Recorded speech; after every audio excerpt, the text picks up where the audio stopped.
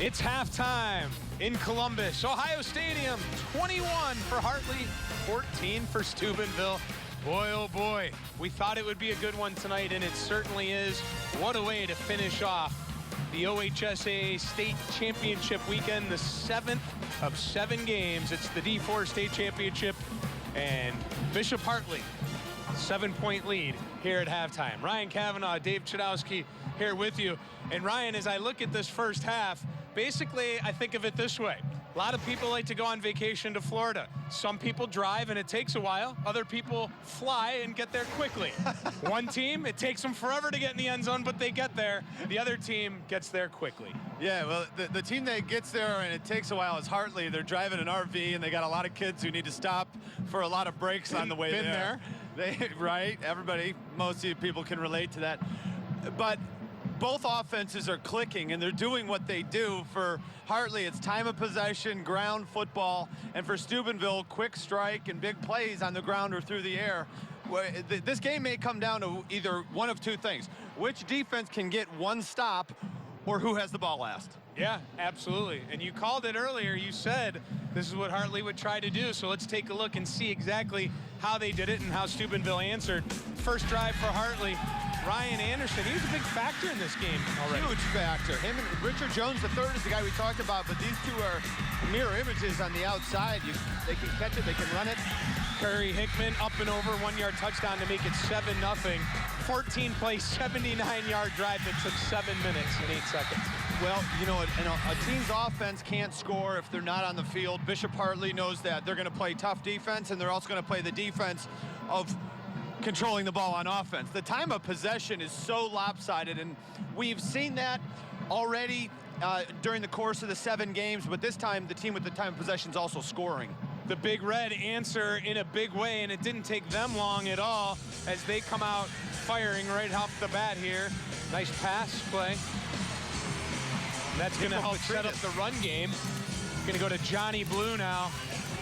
You know, we talked a lot about Curry Hickman, but Johnny Blue has been just as impressive for the Big Red. 7-yard touchdown to tie it up at 7. 9-play, 65-yard drive. Guess how long that drive was? 2 minutes and 40 seconds? Nicely 2 minutes done. and 40 seconds. There you go. You asked me to guess. 2 minutes and 40 seconds is a lot different than 7 minutes. So obviously we're showing you the difference there. You know what? You mentioned that one would fly, and I think it's the Big Red who are flying, and they're flying on JetBlue. See how I did that? Very nice. Okay. We did not plan that. Let's move ahead. Here's how it went down. The Big Red, this is not a good airline right here. You do not want to be jumping offside. Coach Reno can't be happy about a 4th down offside there on the defense. No, it always bothers you when you give them free yardage, but when you give them free first downs, it's even worse. When it happens twice, then you got to start having some real serious discussions with your defensive line. Hickman touchdown on 4th and goal to make it 14-7. You agree with that call to go for it? Oh, absolutely. We can see here that it's going to be touchdowns, not field goals, that win this game. And for Steubenville, I understand the emphasis is to fire off the line in 4th and short, but you cannot jump off sides on 4th down. Okay, but Steubenville answers, because that's the way this game has gone so far, except for the fact they ran out of time to answer on the 3rd touchdown. Here we go, Anthony Zorn with the big pass play here to get him going. And again, it's the combination of the arm of Caleras and this man, Johnny Blue. Blue stopped on 2nd and goal, but he won't be stopped here. Here comes a touchdown with 3:24 left in the first half to tie it up at 14. Johnny Blue is an impressive running back. First team Ohio, Curry Hickman, second team Ohio, and right now these two are going back and forth, just much like the score of this game, and I have a feeling Hartley had an answer. And they did, and it started with something we haven't really talked about, special teams on the kick return.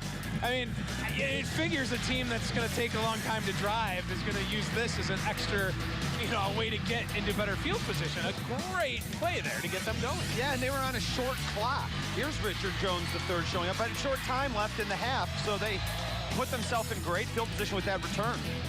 Anderson again on the catch. Touchdown. We saw it earlier that he was part of the passing game. Touchdown there to make it 21-14.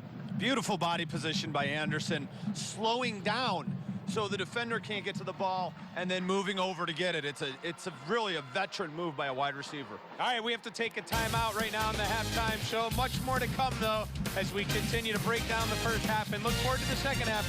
21-14, Hartley in the lead. We'll be right back.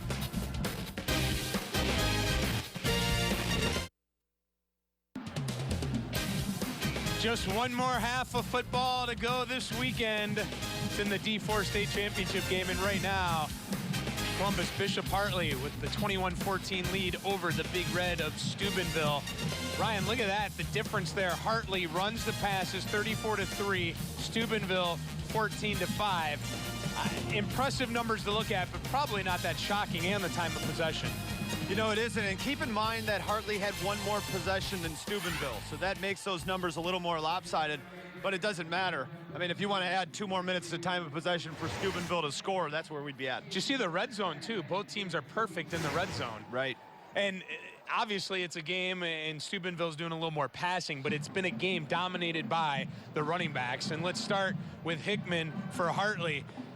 21 carries in the first half. I mean, the 21 carries is something that you would see possibly in an entire game. Right. Well, I said last week, the last 2 weeks, he had 38, 38, and 37 before that. So he's been right around that 40 mark. Tonight, if they win, I expect him to get 40. But it's amazing that they'll give it to him that many times, and he really is a bulldozer. They'll put 2 backs back there. They'll lead block for him. And I believe that giving Hickman the ball so many times increases the effectiveness of Anderson and Jones when they decide to give it to them. Okay, so for most high school teams, 21 carries at halftime would seem like a lot. Right. For a team like Kirtland or Hartley, that's not the case then. I mean, no, well, you know, you still have to consider that there's one guy getting the bulk of it. What we saw this morning with Kirtland is they spread it around a little bit. They're still going to run it every play, but they don't have one guy who gets 90% of the carries. That's Curry Hickman tonight. And the difference for Kirtland had to come back trailing at halftime. Hartley has a 7-point lead, so they can keep control of this game in the second half if they can pull that off. Yeah, and they can stay in their offense. Yeah, they don't have to change what I tried to say. You just did it better than I did. Sorry. All right, Johnny Blue. He's been the guy for Steubenville. Not 21 carries, 12 for 63. Very efficient, and 2 touchdowns. And just by looking at the guy, he passes the eye test in every way. He really does, and he's physical. I mean, the one thing that Johnny Blue does is at the end of every run, he finishes it by punishing the defender. And when you do that, eventually the guys are going to come a little softer and a little softer and a little softer. So Johnny Blue is wearing out the defense, in my opinion, especially the defensive backs when he gets to the second level. Do you think either coaching staff, either one was surprised by how the first half went in this one? They would only be surprised with their defensive performance. I assume both of them had a defensive game plan coming in that wasn't let the other team score every time they touch the ball.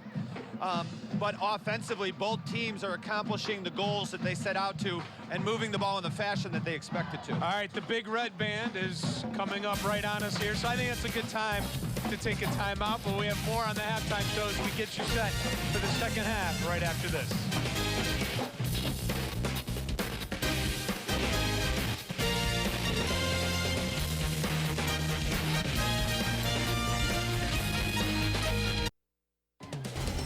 Fox Sports commemorates the anniversary of Pearl Harbor with a special 2-day tribute beginning with Fox NFL Sunday Live from the Battleship Missouri. Then on FS1, the U.S. women's national team takes on Trinidad and Tobago in Honolulu, and it all leads up to the Pearl Harbor Invitational as 6th-ranked Oklahoma takes on 8th-ranked Villanova. Fox Sports salutes the anniversary of Pearl Harbor beginning Sunday on Fox and FS1. Ryan Cavanaugh, Dave Chudowsky, our final halftime of the weekend. It's the D4 state championship game. Halftime almost over as we are just under 4 minutes away, 21-14, Hartley in the lead. Let's take a look at the second half now. And the big key for me is it's real simple. You look at Steubenville in the playoffs, they won 40-0, 46-7, 42-7, and 28-0. Simple math tells you they gave up 14 points in 4 games. They've given up 21 in this one game. If Steubenville's going to win, if the Big Red are going to bring home a state championship back to Steubenville, it's going to be won with their defense, and they have to find a way to stop the run. Well, unless Bishop Hartley plays hot potato and has the football last, they're going to need a stop too. I just don't know how they're going to do it, Chud. It's been very easy for Steubenville to drive the field. They've picked their poison, and to me, Steubenville's looked much closer to stopping Hartley than Hartley has to stopping Steubenville. How long can Curry-Hickman last? How long can this ground and pound offense keep it rolling for Hartley? You know, is there one guy you're keying on in the second half that in the postgame I say, man, you hit that right on the head. You called it. That guy was the difference. If it's Hartley, I think it's Ryan Anderson. Yeah. And if it's Steubenville, it's Reeves, the wide receiver, the 6'6", 240 guy. We haven't seen him yet play a role, but I anticipate Caleros tries to get him the ball deep. All right, one more half of football left here this weekend. Thanks for joining us on all the halftime shows. One more post-game to go. One more half of football. 21-14, Hartley in the lead for Cavanaugh.